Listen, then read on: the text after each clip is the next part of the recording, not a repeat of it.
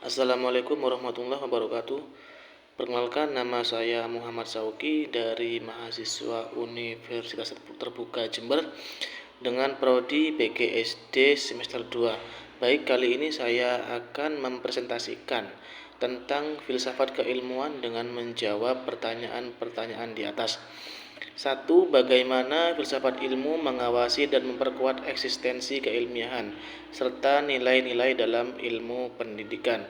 Jawabannya, filsafat ilmu mengawasi dan memperkuat eksistensi keilmiahan serta nilai-nilai dalam ilmu pendidikan dengan cara menyediakan kerangka konseptual untuk memahami hakikat pengetahuan pendidikan, metode penelitian yang valid, dan tujuan etisnya.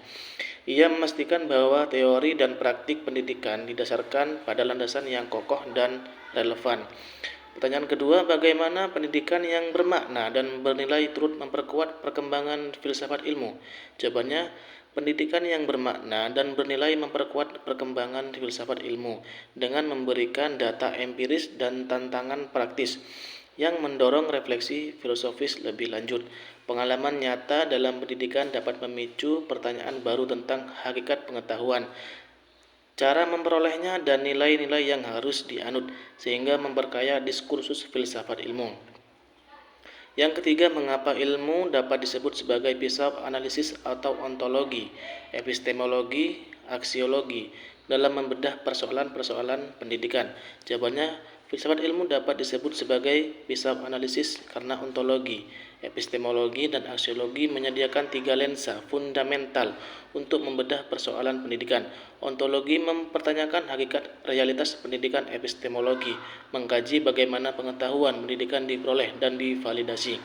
Sementara aksiologi meneliti nilai-nilai yang mendasari dan tujuan dari praktik pendidikan. Yang keempat, contoh konkret penerapan filsafat ilmu dalam praktik pendidikan, atau misalnya dalam kebijakan, kurikulum, atau proses pembelajaran. Jawabannya, penerapan konkret filsafat ilmu dalam praktik pendidikan dapat dilihat dari pengembangan kurikulum yang berorientasi pada pemikiran kritis atau epistemologi, kebijakan yang mengutamakan kesejahteraan akses atau aksiologi, atau metode pembelajaran yang mengakui keragaman latar belakang siswa atau ontologi.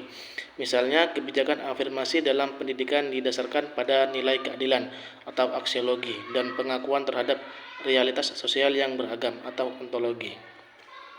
Sekian, itu saja presentasi dari saya. Apabila ada salah kata, saya pribadi mengucapkan mohon maaf yang sebesar-besarnya. Wassalamualaikum warahmatullahi wabarakatuh.